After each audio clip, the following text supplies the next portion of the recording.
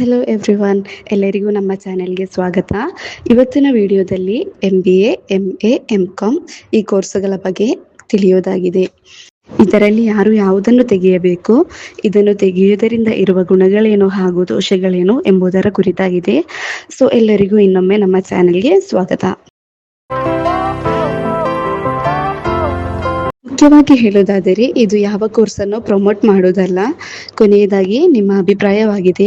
ನಿಮ್ಮ ಇಷ್ಟಗಳಿಗೆ ಹಾಗೂ ನಿಮ್ಮ ಫ್ಯೂಚರಲ್ಲಿ ನಿಮಗೆ ಬೇಕಾದ ಕೆಲಸವನ್ನು ಮಾಡಲು ಆಸಕ್ತಿ ಇರುವುದರಲ್ಲಿ ನೋಡಿ ತೆಗೆದುಕೊಳ್ಳಬೇಕಾಗಿದೆ. ಓಕೆ, ಮೊದಲನೆಯದಾಗಿ ನಾವು MCOM ಬಗ್ಗೆ ಕಲಿಯೋಣ.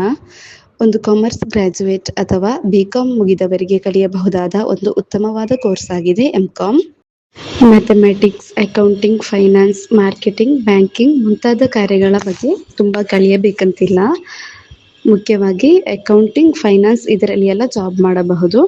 ಅಥವಾ ಒಂದು ಟೀಚರ್ ಪ್ರೊಫೆಷನಲ್ಲಿ ಆಸಕ್ತಿ ಇರುವವರಿಗೆ ಹಾಗೂ ರಿಸರ್ಚ್ ಮಾಡಲು ಆಸಕ್ತಿ ಇರುವವರಿಗೆ MCOM ಒಂದು ಉತ್ತಮ ಆಯ್ಕೆಯಾಗಿದೆ. ಇನ್ನು ನಿಮಗೆ ಒಂದು ಬಿಸ್ನೆಸ್ ಸ್ಟಾರ್ಟ್ ಮಾಡಲಿಕ್ಕೆ ಆಸಕ್ತಿಯಾದರೆ ಅಥವಾ ಒಂದು ಕಂಪನಿಯಲ್ಲಿ ಉತ್ತಮ ಮ್ಯಾನೇಜ್ಮೆಂಟ್ ಪೊಸಿಷನ್ ಅಲ್ಲಿ ನಿಲ್ಲಬೇಕು ಎಂಬುದರ ಬಗ್ಗೆ ಆಸಕ್ತಿಯಾದರೆ ಅಂಥವರಿಗೆ ಇರುವ ಕೋರ್ಸ್ ಆಗಿದೆ MBA.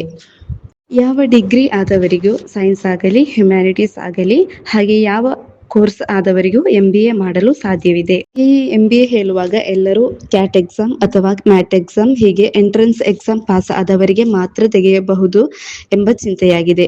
ಆದರೆ IGNOU ಮೂಲಕ ಬರುವುದಾದರೆ ಎಂಟ್ರೆನ್ಸ್ ಎಕ್ಸಾಮ್ ಇಲ್ಲದೆಯೇ ನಿಮಗೆ MBA ಕೋರ್ಸ್ ಕಲಿಯಬಹುದು. ನಿಮ್ಮ UGಯಲ್ಲಿ ಅವಶ್ಯವಾದ ಮಾರ್ಕ್ಸ್ ಇದ್ದರೆ ಎಂಟ್ರೆನ್ಸ್ ಎಕ್ಸಾಮ್ ಇಲ್ಲದೆಯೇ MBA ಮಾಡಬಹುದು.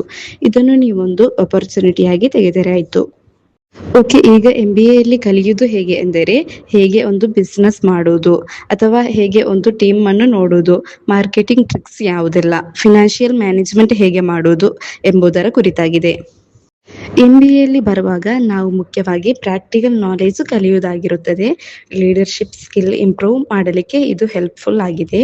ಕಾರ್ಪೊರೇಟ್ ವರ್ಲ್ಡ್ ಅಲ್ಲಿ ಉತ್ತಮವಾದ ಕೆರಿಯರ್ ಆಗ್ರಹಿಸುವುದಾದರೆ MBA ನಿಮಗೆ ಒಂದು ಉತ್ತಮ ಆಯ್ಕೆಯಾಗಿದೆ. ಓಕೆ, ಇನ್ನು ನಾವು ಲಾಸ್ಟ್ ಆಗಿ MA ಕುರಿತು ಕಲಿಯುವುದಾಗಿದೆ. MA ತುಂಬಾ ವಿಭಾಗದಲ್ಲಿದೆ.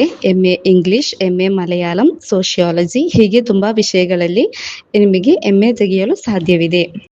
ಆರ್ಟ್ಸ್ ಅಲ್ಲಿ ತುಂಬಾ ಆಸಕ್ತಿ ಇರುವುದಾದರೆ MA ನಿಮಗೆ ಒಳ್ಳೆಯ ಆಯ್ಕೆಯಾಗಿದೆ. ಕಲಾ, ಸಾಹಿತ್ಯ, ಸಾಮೂಹಿಕ ಶಾಸ್ತ್ರ, ಹ್ಯುಮ್ಯಾನಿಟೀಸ್ ಮುಂತಾದವುಗಳಲ್ಲಿ ಆಸಕ್ತಿ ಇರುವವರಿಗೆ ಹಾಗೂ ತುಂಬಾ ಕಲಿಯಲು, ರಿಸರ್ಚ್ ಮಾಡಲು MA ಹೆಲ್ಪ್ ಮಾಡುತ್ತದೆ. ಟೀಚಿಂಗ್, ರೈಟಿಂಗ್, ಮೀಡಿಯಾ ಫೀಲ್ಡ್ ಅಲ್ಲಿ ವರ್ಕ್ ಮಾಡಲು ಹಾಗೂ ಸೋಷಿಯಲ್ ವರ್ಕ್ ಮುಂತಾದವುಗಳಲ್ಲಿ ಜಾಬ್ ಮಾಡಲು MA ತುಂಬಾ ಹೆಲ್ಪ್ ಮಾಡುತ್ತದೆ. ಇಲ್ಲಿ ನಾವು ಒಂದು ಬ್ರೀಫ್ ಆಗಿ 3 ಕೋರ್ಸ್ ಬಗ್ಗೆ ಹೇಳಿದ್ದೇವೆ. ಈ 3 ಕೋರ್ಸ್ ಬಗ್ಗೆ ಹೇಳುವುದಾದರೆ ತುಂಬಾ ಇದೆ, ವಿಡಿಯೋ ತುಂಬಾ ಲೆಂತ್ ಆಗಿ ಹೋಗಬಹುದು. ಆದುದರಿಂದ ಆದಷ್ಟು ಕನಿಷ್ಠವಾಗಿ ನಿಮಗೆ ಬೇಗ ತಿಳಿಯುವ ರೀತಿಯಲ್ಲಿ ಹೇಳಿದ್ದೇನೆ. ಇನ್ನು ಇದರಲ್ಲಿ ನೀವು ಯಾವುದು ಚೂಸ್ ಮಾಡಬೇಕು ಎಂದು ಕೇಳುವುದಾದರೆ ಅಕೌಂಟಿಂಗ್, ಫಿನಾನ್ಸ್, ಕಾಮರ್ಸ್ ಅಲ್ಲಿ ಆಸಕ್ತಿ ಇರುವುದಾದರೆ, ಹಾಗೆಯೇ ಒಂದು ಟೀಚರ್ ಆಗಬೇಕು ಹಾಗೂ ರಿಸರ್ಚರ್ ಆಗಬೇಕು ಎಂದು ಆಸಕ್ತಿ ಇರುವುದಾದರೆ ನಿಮಗೆ MCOM ಅನ್ನು ಚೂಸ್ ಮಾಡಬಹುದು.